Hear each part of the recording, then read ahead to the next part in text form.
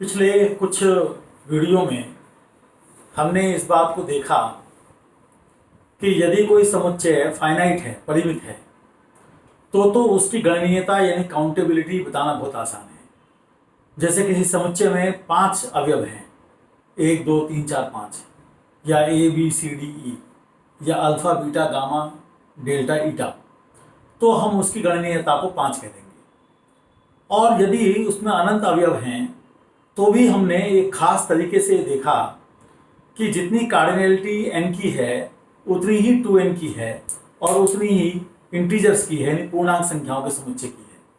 और इस बात को हमने एक फलन लिया था जो कि एक की संगति यानी 1 to 1 करस्पॉन्डेंस दे रहा था, जिससे हमको पता चल रहा था कि इस प्रकार का हो रहा है। आज हम देखेंगे कि Q थोड़ा बड़ा लगने के बाद भी n या 2n या i, जिसे हम z भी कहते हैं, गणनीयता उसके समान है। तो कैसे है उसको भी एक बार देख लेते हैं। तो Q के अवयवों को हमने एक खास तरीके से लिखने की बात सोची, और वो खास तरीका क्या है कि पहले वो लिखे जिनका की ऊपर और नीचे का जोड़ 1 है, ये आ गया। फिर वो लिखे जिनके ऊपर नीचे का जोड़ 2 है, तो 1/1 आ गया, और फिर उसका नेगेटिव आ गया। फिर जिनका जोड़ 3 है, तो ऐसे 1/2 है और 2/1 है, तो हमने तय करा कि पहले छोटे को लिखेंगे, तो 1/2 2/1, फिर उनके नेगेटिव। फिर जोड़ 4 है, तो छोटे से शुरू करेंगे, 1/3, 2/2 लिखेंगे नहीं, 3/1, और फिर इनके नेगेटिव।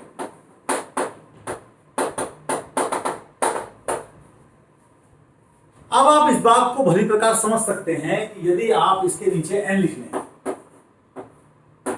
और उसके अवयव लिख लें 1 2 3 4 5 6 7 8 9 10 11 डॉट डॉट डॉट, तो आपको दिखाई पड़ रहा है कि 1 to 1 करस्पॉन्डेंस है, यानी एक की संगति है।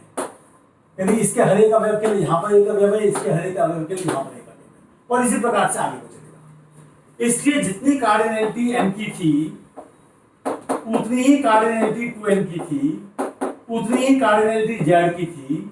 कार्डिनैलिटी लिख दीजिए, और अब हमने दिखा दिया उतनी ही कार्डिनैलिटी q की। तो ये सब के सब समान आ रहे हैं। तो इस प्रकार से हम देखते हैं कि ये सब समान होने के कारण से हमारा काम ठीक प्रकार से चल रहा है। अब प्रश्न यह आता है कि यदि ये सारे समुच्चय गणनीय रूप से समान है, इन्हें हम काउंटेबल कहते हैं। गणनीय यानी काउंटेबल। जिनमें फाइनाइट एलिमेंट होते हैं उनमें हम उन्हें काउंटेबली फाइनाइट कहते हैं, और जिनमें इनफाइनाइट होते हैं लेकिन n के साथ उनकी एक एक संगति होती है, उन्हें हम काउंटेबली इनफाइनाइट, या अंग्रेजी में डेनुमरेबल या एनुमरेबल, और हिंदी में गणनीय समुच्चय हम उन्हें कहते हैं। अब हम एक ऐसा समुच्चय लेंगे जो कि इनमें से किसी के साथ एक एक की संगति नहीं रखता, तो वह है वास्तविक संख्याओं का समुच्चय, यानी कि R। बल्कि R के भी एक छोटे टुकड़े को लेंगे हम, और वो छोटा टुकड़ा है ओपन इंटरवल 0 1, यानी विवृत समुच्चय 0 से लेकर 1 तक, यानी 0 से बड़ी और 1 से छोटी सारी वास्तविक संख्याओं को हम देखेंगे कि उनमें जो संख्याओं की संख्या है वो इनमें से जो पीछे समुच्चय दिए हैं इनमें से हर एक से ज्यादा है। तो देखते हैं जरा उस बात को कैसे आती है वो। देखिए यहां पर ये क्यों हो पाया, इन सब की गणनीयता समान क्यों हो पाई, क्योंकि हमने इनके बीच 1 1 ऑन टू करस्पॉन्डेंस दिखा दिया, जिसका मतलब यह है कि इन सभी समुच्चयों के सभी अवयवों को हम कॉमा कॉमा करके लिख पाए। तो यदि किसी समुच्चय के जिसमें अनंत समुच्चय हैं, अनंत अवयव हैं, अगर उसके अवयवों को हम एक दूसरे से अलग अलग करके लिख पाए, कॉमा कॉमा करके लिख पाए, तो वह गणनीयता n या z या q के समान होगा।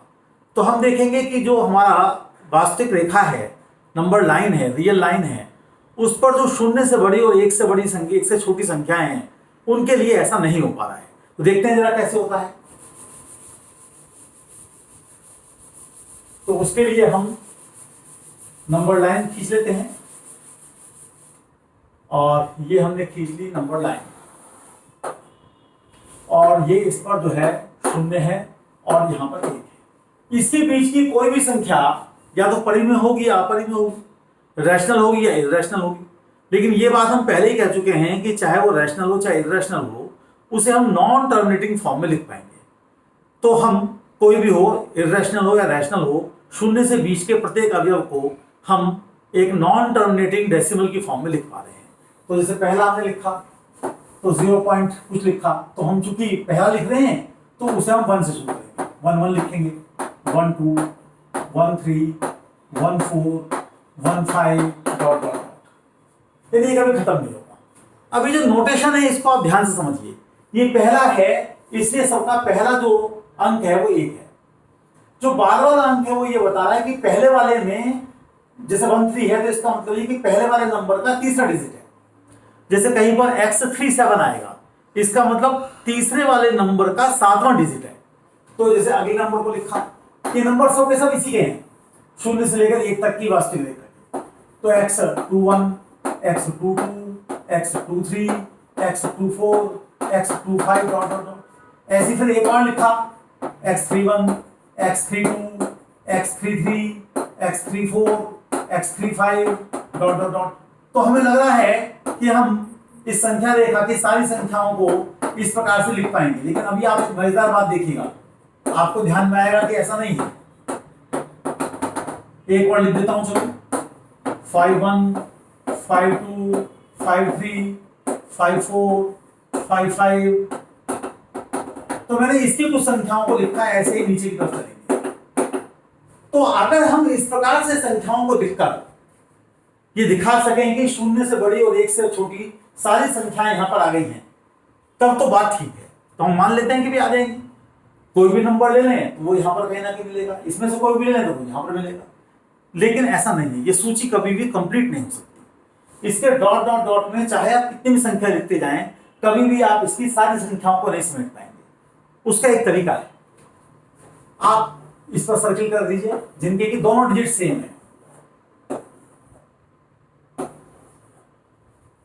और अब एक नया नंबर बनाइए। और वो नया नंबर कैसे बनाइए आप, उसका नाम रखिए आप 0.11 dash 22 dash 33 dash 44 dash 55 dash dot dot. तो ये एक ऐसी संख्या है जो 0 से 1 के बीच में है। x11 डैश का मतलब मैं ये लगा रहा हूं कि यदि यहां पर कोई अंक है तो ये अंक उससे डिफरेंट है। जैसे यहां पर अगर 4 लिखा है तो यहां पर 4 नहीं है, यहां पर अगर 0 लिखा है तो ये 0 नहीं है, यहां पर अगर 2 लिखा है तो ये 2 नहीं है, यहां पर अगर 1 लिखा है तो ये 1 नहीं है, यहां पर अगर 9 लिखा है तो ये 9 नहीं है। अब ये संख्या पहली संख्या के बराबर नहीं हो सकती, क्योंकि कम से कम ये अंक इन दोनों का भिन्न है। ये संख्या दूसरी संख्या के बराबर भी नहीं हो सकती, कम से कम ये अंक भिन्न है। तो ये जो संख्या मैंने लिखी है इन्फिनिटी तक जाएगी, ये जो है इनमें से किसी भी संख्या के बराबर नहीं हो पाएगी। और इसलिए ये कहना कि 0 से लेकर 1 तक के अंतराल की सभी वास्तविक संख्याओं को हम एक के बाद एक लिख पाएंगे या छोटे बड़े का प्रश्न नहीं है, तो वह वास्तव में संभव नहीं होगा। और इसलिए जो हमारा ये अंतराल है 0 1, इसकी जो कार्डिनलिटी है वो बड़ी है n की कार्डिनलिटी से। बाद में हम कुछ और समुच्चयों की कार्डिनलिटी यानी गणनीयता को देखेंगे, लेकिन कम से कम इतना तो हम कह ही सकते हैं कि जो हमारी वास्तविक रेखा पर 0 से लेकर 1 तक की वास्तविक संख्याएं हैं, उनकी गणनीयता कम से कम n से बड़ी है। और n की गणनीयता किसके बराबर थी, तो वो 2n के बराबर थी, तो वो z के बराबर थी, z के लो i के लो, वो जो है q के बराबर थी। लेकिन ये बड़ी है, और हम दिखा देंगे कि जो इसकी गणनीयता है वो बराबर है r की गणनीयता की, ये हम बाद में दिखा देंगे। तो इतना काम आज करते हैं, कम से कम एक हमें नई सोच विकसित हुई। और आपको ये जानकर बड़ा आश्चर्य होगा कि 19वीं शताब्दी में कैंटर नाम के व्यक्ति ने, यानी 19वीं शताब्दी के लगभग अंत में 1890 के आसपास, जब कैंटर नाम के एक मैथमेटिशियन ने ये सब बातें कही तो लोगों ने उसको पागल घोषित कर दिया कि ऐसा भी कहीं होता है कि दो अनंत हैं, आप उनकी तुलना कर रहे हैं। तो उसके कुछ पागलपन जैसी दिखने वाली और बातों की चर्चा हम अगले वीडियो में करेंगे और कुछ नई बातों की तरफ ध्यान आपका दिलाएंगे। इस समय इतने रखते हैं। सुनने के लिए बहुत बहुत धन्यवाद।